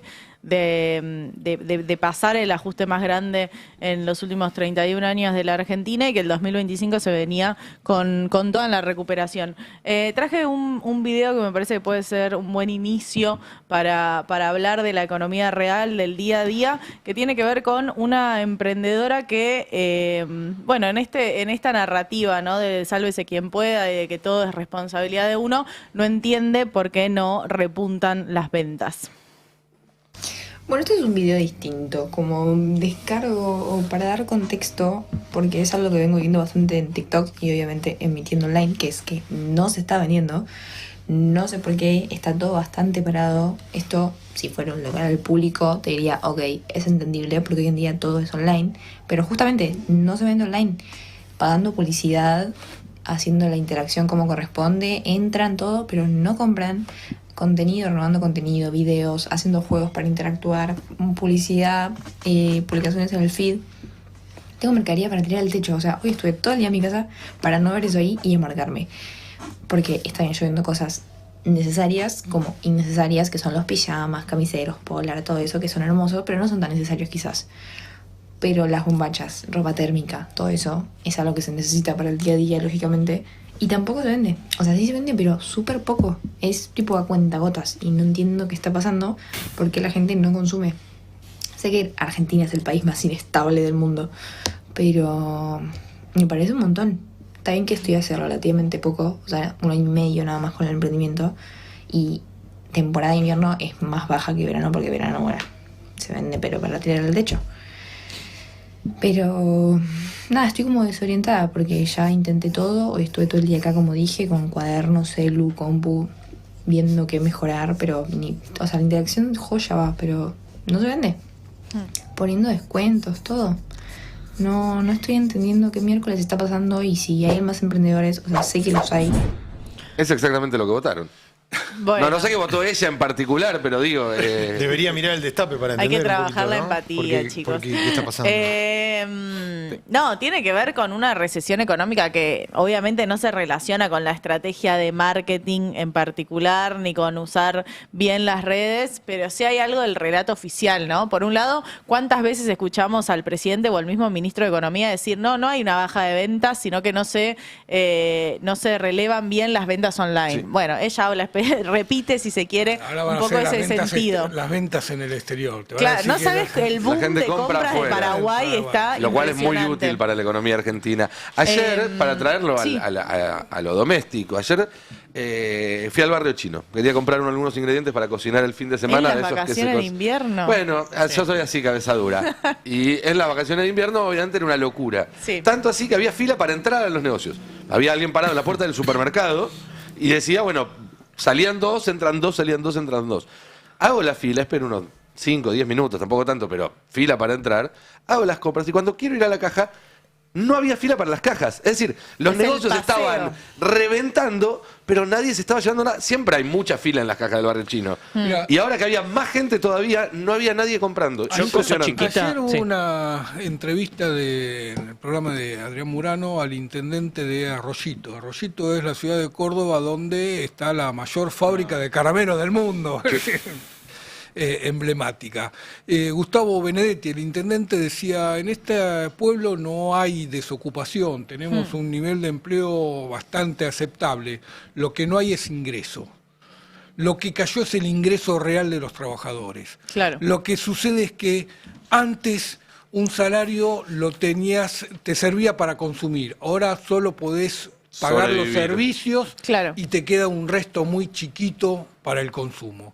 Y eso que decía este intendente, Gustavo Benedetti, en el micrófono del Destape ayer, un intendente de PRO, un intendente que estaba intentando hasta defender la gestión del gobierno nacional, es lo que está mostrando todo el conjunto de números de la economía.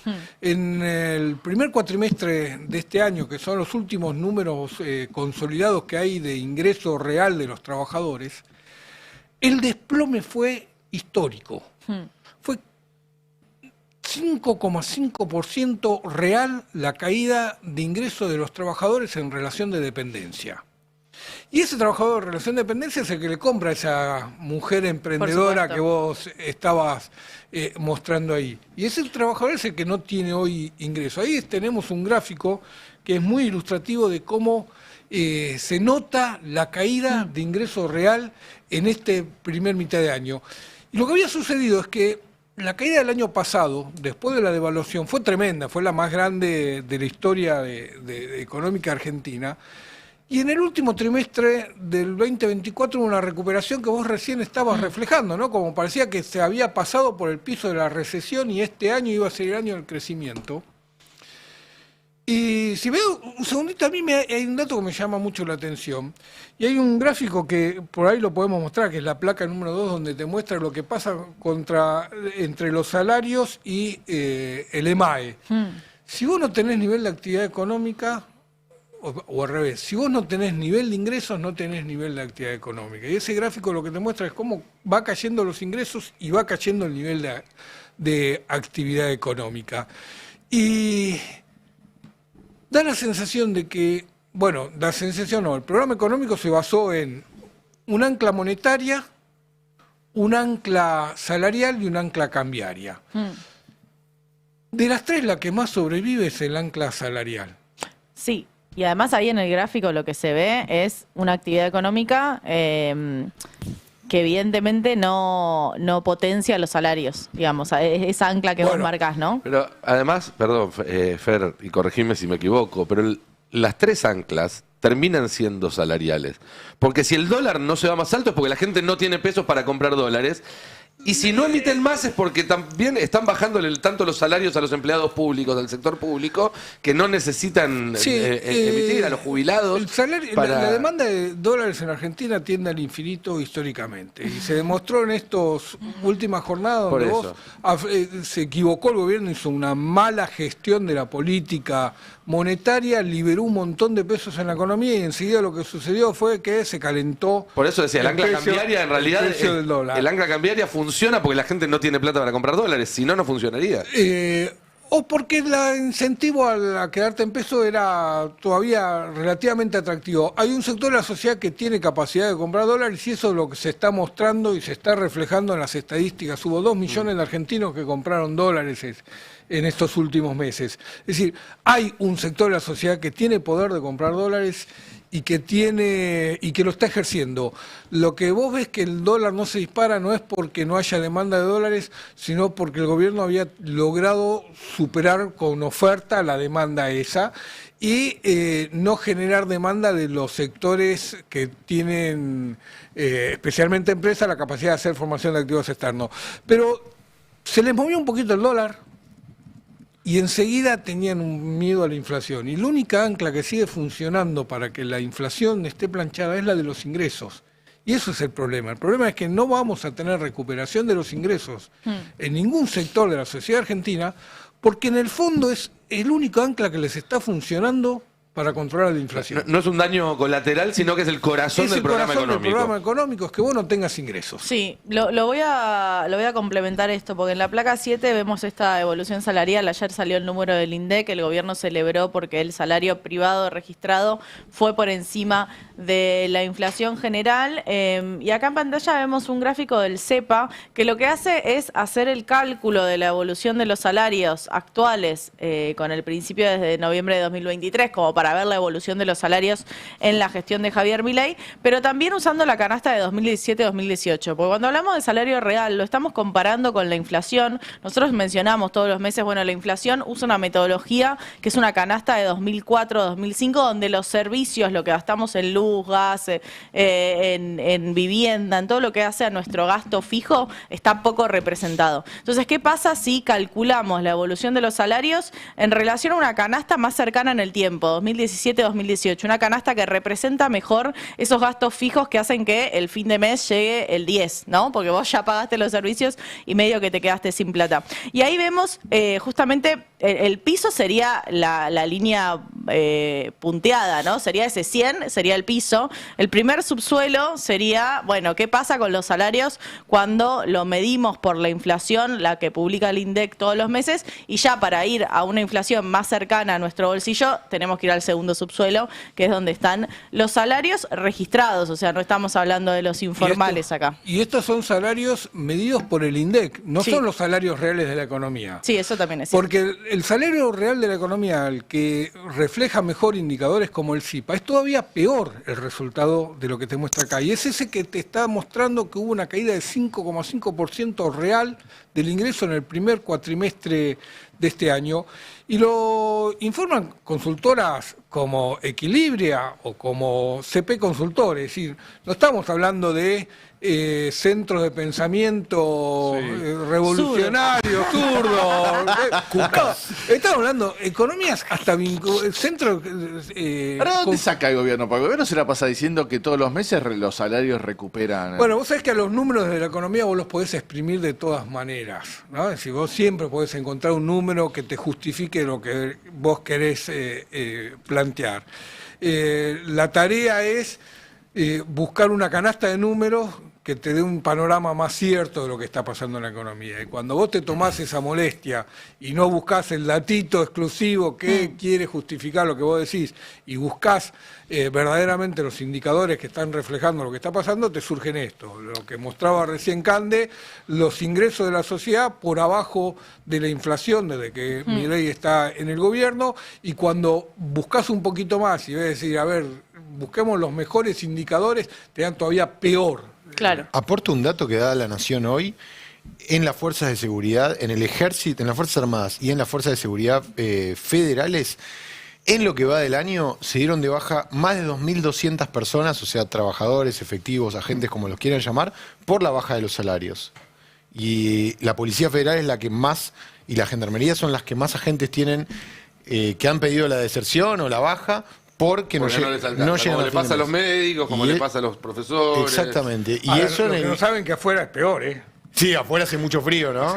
Pero no te olvides que, sobre todo las fuerzas de seguridad federales, están expuestos por la ministra Patricia Bullrich a una situación horrible que es, por muy bajos salarios, no quiere decir que si les pagan bien van a salir a reprimir, pero encima se están exponiendo a reprimir y a después ser investigados, como en el caso de Pablo Grillo. Hubo novedades, ¿no? De la causa de Grillo. Ahora terminemos con lo de economía y las repasamos. No, pero es interesante lo que plantea, porque hoy hay otro número que también se conoció hoy, es la caída del stock ganadero. 2,4% cayó el stock ganadero, es la mayor caída desde el cierre de las exportaciones de la época de Guillermo Moreno controlando.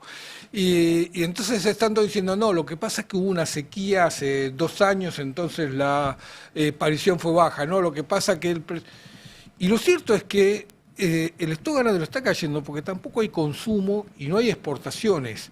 Y no hay precio para vender al exterior y no hay precio para vender al interior, entonces se te desploma. Bueno, justamente la lo que dicen que va a anunciar mañana es la eliminación de las retenciones a la exportación de carne, ¿no? O de novillos, no sé cómo es Es lo que va trascendiendo, no hay nada en concreto y acá también hay que atarlo con el Fondo Monetario Internacional, como todo en nuestra economía, porque cualquier beneficio que den al campo, no solo tendrían que, en su propia lógica, explicar de dónde van a salir esos fondos, como hacen con las jubilaciones y con todas las políticas como para las personas con discapacidad, sino que también tienen que dar una explicación al propio Fondo Monetario Internacional de por qué van a perder esa caja de recaudación. Sí, son 100 millones de dólares, dicen alrededor por año. No sería es que creo que el gran problema de esta idea que el gobierno trata de contar ahora, que lo trajo John el otro día y ahora lo repiten en todos los medios, bueno, ahora sí quizás empezamos a hablar de plata con los gobernadores, ahora sí quizás cedemos un poco, no vetamos alguno de estos o aflojamos un poco.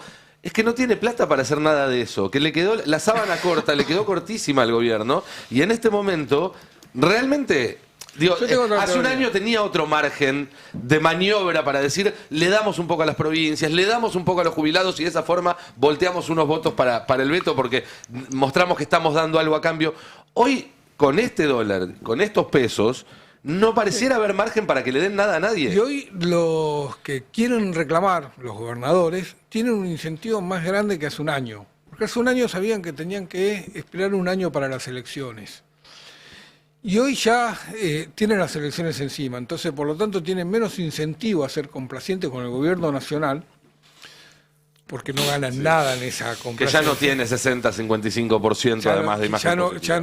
Ya no gana nada, pero además tiene la oportunidad de disputarle el poder al gobierno nacional, que en este último año no podían. Ahora tienen la oportunidad de disputarle poder al gobierno nacional. Y eso es lo que todavía no está claro, pese al optimismo que refleja la Casa de Gobierno de que van a tener una excelente elección.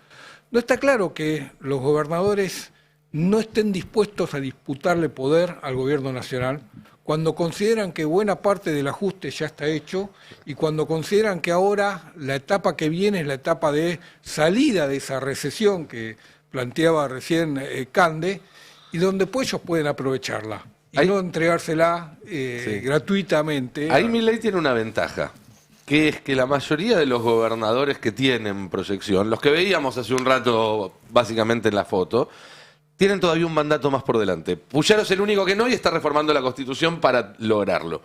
Con lo cual... no hay ninguno obligado a jugar, como sí pasa en el peronismo con Axel Kicillof. Entonces en el gobierno creen, por lo menos es lo que me comentan a mí, Johnny, si vos tenés algo distinto, que ni Puyaro, ni Yarlora, ni Frigerio van a ir a fondo contra el gobierno en los 2 años que quedan al 27, se van a guardar esa carta para después, porque primero van a apostar en cerrar su propia reelección y para eso los votos de la Libertad Avanza pueden llegar a resultarle muy útiles. Por eso están todos los cañones puestos en la Casa Rosada a nivel recursos, dinero, todo para ir contra Kicillof. O sea, no hay otro. El único enemigo que ve el gobierno hoy, es Axel Kicillof. No hay otro. Por eso nada, estamos viendo lo que va a haber ahora. Va a ser una carnicería. La campaña para el 7 de septiembre va a ser una carnicería. Yo ayer empecé a hacer un zapping en los canales. Volvió la inseguridad de repente. Sí. De repente volvió la inseguridad. No había inseguridad durante 3 meses, no hubo inseguridad, de repente volvió la inseguridad en la provincia de Buenos Aires. Además pareciera que tenés inseguridad en un municipio, cruzás una avenida y en el de al lado no, Porque siempre los casos son o en La Matanza, o en Quilmes, o en Lomas. Nunca te aparece uno en 3 de febrero. Y ya aparte buscan instalar que si llega a ganar Fuerza Patria es fraude. Es increíble lo de fraude, ¿no? Que vuelvan sobre ese tema cuando hemos tenido un país con las elecciones más transparentes del mundo. Nunca con el sistema electoral anterior. El problema es que cambiaron el sistema electoral y ahora... No, pero la provincia de Buenos Aires es el anterior. Pero eso es parte del manual también de los Trump y de los Bolsonaro. Sí, claro. Denunciar fraude y al mismo tiempo ver si podés hacerlo vos. Porque van a hacer las dos cosas. Vos me habías prometido unas encuestas, Fer. Sí, tenía una encuesta que salió anoche de la Universidad San Andrés, insospechada de kirchnerismo, de peronismo, ni nada que se le parezca. Me pareció interesante 2 recuadros particularmente, es muy larga la encuesta. Cae la satisfacción con la marcha general de las cosas, solo el 37% está satisfecho, cae en todos los segmentos y crece la insatisfacción. Esto cuando dice en todos los segmentos habla de todas las edades, de hombres, mujeres, de izquierda, de derecha, de centro. Bueno, en todos están percibiendo una más insatisfacción sobre el estado general de cómo está funcionando el país. ¿Es una encuesta hecha por la Universidad de San Andrés Larroque? No. La Universidad de San Andrés. A secas. La Universidad de San Andrés a secas. Y si esto parece muy general, digamos, la insatisfacción general, el otro recuadro, el otro que nos quedaba, la desaprobación del gobierno de Milei, llegando al 55%, se observan diferencias acá en este caso por ideología, voto y nivel socioeconómico. Pero es muy alto, ¿no? 55%. Sí. Y también lo que se nota es que en el desagregado, porque en ese 55 es un 43% que desaprueba mucho y un 12% que aprueba algo. Es decir, claro. Prácticamente 4 de cada 5 de los que desaprueban lo desaprueban mucho. En cambio, si te fijas en los que sí aprueban, el 28% lo aprueba algo y una fracción menor, que ahí no me está dejando ver el zócalo, el 14%, aprueba mucho, con lo cual es minoritario el apoyo fuerte, el núcleo duro, con respecto a un apoyo más ligero. Que el núcleo duro se mantiene siempre alrededor del 30%, ¿no? El núcleo duro que apoya a Milei indefectiblemente. Pero el que aprueba mucho es solo el 15 ahí, ¿eh? Sí, claro, 14, el otro es aprueba algo. El resto aprueba algo nada más. Aprueba algo, ahí sumás 42, pero 55% ya sube la desaprobación. Me quedo acá un segundo para ver. Ellos dicen que es dispar, ¿no? Obviamente siempre apoyan más los hombres que las mujeres, pero si vos te fijas, la última línea es los votantes de Milei, y ahí ves ya un 19% de quienes votaron a Milei, o sea, el 30% que lo votó en primera vuelta, ya hay un 19% que no le gusta. Sí, y casi un 80% de los votantes de Schiaretti opinando en contra del gobierno, ¿eh? Sí. Que eso también... No cabe duda de que era distinto el día del balotaje del 2023, porque si no el resultado hubiera sido muy otro. Ahí vemos, ¿no? Los votantes de Bullrich, también tenés un 30% que ya se muestra en desaprobación y un 19% de quienes votaron a Milei en primera vuelta, que se supone es el núcleo duro, que también está mostrando ya una desaprobación con la marcha de gobierno. Y ahora sí vamos al último recuadro, que muestra, bueno, cómo se profundizó esta caída desde la última medición que habían hecho 2 meses atrás, en mayo, bajó 7 puntos. Y esto es algo que se viene viendo en general en todas las encuestas. Como que hay un desencanto creciente de quienes en su momento habían apoyado a Milei y a esta altura imaginaban estar en otra situación, que el gobierno fuera otra cosa que lo que está mostrando hoy, ¿no? Ahí te das cuenta que la inflación ya no les está dando resultados. No, ya no les da más resultados. Y ahí aparte, ya nadie cree en la inflación esa, además, ¿no? Eso es lo que vemos mucho cuando sale ese índice. Ya como que pierde importancia porque la gente dice, no, ¿qué va a ser del 1,6%? Se aumenta todo mucho más. El tema es que vos ves, nadie va a ver el completo del informe porque uno lee titulares y a lo sumo le llegan los titulares. Pero mismo si vos ves ese mismo informe y ves alquileres alquileres es 4,5. O ves todo lo que hace al gasto de la vivienda y también es el doble, el triple de la inflación general. Entonces hay algo en cómo pondera eso en el índice, donde sí, vos ves el 1,6% y decís, no, la verdad que mi inflación no fue del 1,6%. Sí, y si vemos el último gráfico, y los invito nuevamente a sumarse a YouTube, podemos volver a poner la última placa. También se ve algo que es muy común, sí, la que estaba recién, que es como los presidentes al comenzar sus mandatos, y le pasó a Alberto, le pasó a Macri, y si se extendiera a los anteriores veríamos lo mismo, durante un tiempo se ve que la polarización con la que asumen se mantiene, y en algún momento, ven, le pasa a Macri, que se mantiene la polarización, en un momento se rompe. En el caso de Macri la logró romper a favor, y después se le derrumbó todo, después con la crisis económica. Claro. En el caso de Alberto Fernández, rápidamente pica con la pandemia y después se le derrumba. El equilibrio de esa polarización no dura mucho tiempo. En algún momento se te cae, o te volvés muy popular, o te empezás a volver cada vez más impopular. Esa imagen, como se ve así, se vería en otros presidentes anteriores, se veía si uno mirara en otros países. Es algo que está estudiado. La polarización se empieza, digamos, en las campañas y dura durante un tiempo después de las elecciones, y después se desequilibra para un lado o para el otro. Y Milei se está jugando, me parece, en estos meses, y se va a desequilibrar para el lado de la desaprobación o de la aprobación. Por eso también es importante ver cómo se está empezando a despegar esas dos líneas. Y vos sabés que en esta medición, que la vienen haciendo efectivamente hace muchos años, les venía dando que siempre Milei tenía mayores niveles de aprobación que anteriores presidentes a la misma altura de sus mandatos.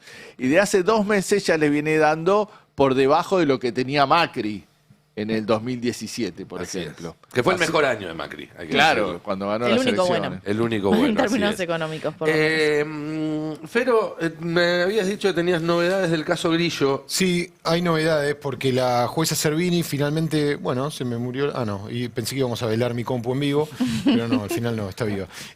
La jueza Servini, después de muchos meses de reclamar de las partes querellantes, las partes que representan a la familia Grillo, decidió citar a declaración indagatoria al gendarme Guerrero, al cabo Guerrero. Ustedes recuerdan, el cabo Guerrero es el gendarme que se presume disparó no en el ángulo correcto, que es de 45 grados hacia el cielo, sino en línea recta. Y para los que nos están siguiendo en YouTube podemos ver la imagen del espantoso momento en el que esta granada de gas pega en la cabeza de Pablo Grillo mientras él retrataba desde detrás de una barricada de un mueble prendido fuego. Bueno, la cuestión es que el 2 de septiembre entonces a las 10 de la mañana se va a desarrollar la audiencia para que Guerrero declare como imputado en la causa que lo investiga por el atentado contra la vida de Grillo, que, dicho sea de paso, sigue recuperándose. Teníamos, a ver, dame un segundito, Nico. Sí, claro. Teníamos la última foto, les quería mostrar, es la placa 09. Esta es la última foto que la mostró la colega, bueno, me olvidé el nombre de la colega, es una colega, una fotógrafa que siempre trabaja mucho estos temas. Esta es la última foto que disparó la cámara de Pablo Grillo. Y no hablo, Cora Gabarnik, gracias Tano, exactamente. Y no digo que es la foto que sacó Pablo porque, según explicaba Cora, esta imagen se dispara ya cuando Pablo Grillo está cayendo, impactado en su cabeza por la granada. Digo, como documento va a servir mucho. Una de las cosas que se va a investigar y justamente tiene que ver con los pedidos que hizo Servini es hacer pericias para determinar cómo fue la trayectoria de este proyectil, porque una de las excusas que pone Patricia Bullrich es que rebotó en algún lado y que el desvío de ese rebote hizo que diera contra la cabeza. Lo claro es que está clarísimo esto en la investigación, cómo fue la trayectoria de la granada, y está muy lejos de haber sido como indica el protocolo, sino que en línea recta. Después, si pegó en esa madera del mueble o no va a inferir en absolutamente nada con el destino que tuvo, ¿no? Por haber sido disparado de esa forma, que no es la forma en la cual se tienen que disparar esos cartuchos, es que estamos hablando de un homicidio en grado de tentativa. Vos le disparás a alguien, sabés que lo podés matar. Por eso también hay que insistir una y otra vez con el encubrimiento que hizo Patricia Bullrich de los responsables, el que disparó y toda la cadena de mandos, porque Bullrich es cómplice de un homicidio en grado de tentativa, por suerte. Pablo sobrevivió, más allá de que esta semana todos nos emocionamos con algunas declaraciones de su familia, del hermano, diciendo que, bueno, lógicamente ya no es el mismo. Porque, lo tenemos. Porque el trauma que sufrió es muy grande, ahora lo vemos, pero Bullrich es cómplice de un homicidio. Sí, seguramente después se avanzará, por ahora no, pero seguramente después se avanzará sobre una investigación por encubrimiento. Igual que con el caso Fabricia y Rivaldi, el policía Rivaldi, donde la estrategia de los abogados de Fabricia es que una vez que el juicio esté en marcha o haya una condena contra el policía, ir contra Patricia Bullrich, que en el caso de Pablo Grillo, primero ustedes recordarán, dijo que estaba internado, que no estaba en mal estado, después dijo que era un militante de Julián Álvarez, el intendente de Lanús. Bueno, la trayectoria clásica de Patricia Bullrich utilizando la mentira en su favor, ¿no? Viendo a quién convence con eso. Así es. Y como siempre decís vos, Fero, y lo tomo como propio, Bullrich dice que defiende a los policías, pero cuando un policía después, pensándose amparado por esa defensa de Bullrich, rompe la ley, después termina pagando por eso, muchas veces, no siempre, muchas veces, y ahí se lavan las manos. Quedan solos. Un dato, justamente por esto, y con esto cierro, Nico, un dato que yo hice un pedido de información pública a la Gendarmería, porque me habían dicho que los abogados del gendarme, Guerrero, eran abogados de Gendarmería, y yo dije, es un poco raro, porque en un caso así, donde está tan claro lo que pasó, que la Gendarmería institucionalmente decida defender a un gendarme, suena un poco raro. En general se abren, permiten que la investigación sea independiente.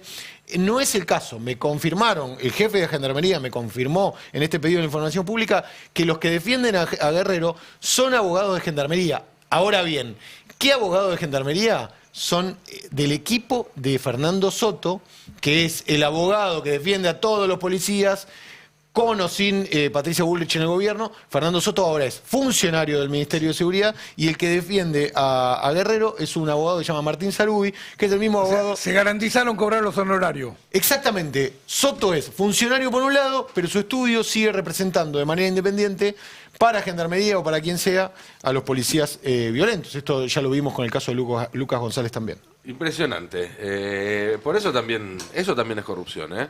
Cuando se habla de la corrupción en este gobierno, eso también obviamente es corrupción, y a esos abogados se les paga, como se suele decir, con la tuya.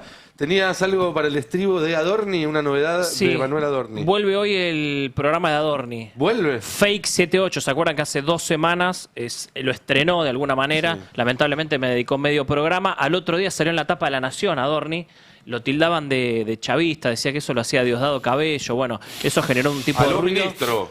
Exactamente. Che, qué aburrido igual, ¿eh? Yo vi un rato y tuve... Sí, está lento, hay que poner un poquito de aceite, me parece. Adorni ¿Eso se hace con fondos públicos? ¿Es parte de su trabajo oficial o lo hace en horas de trabajo por afuera de...?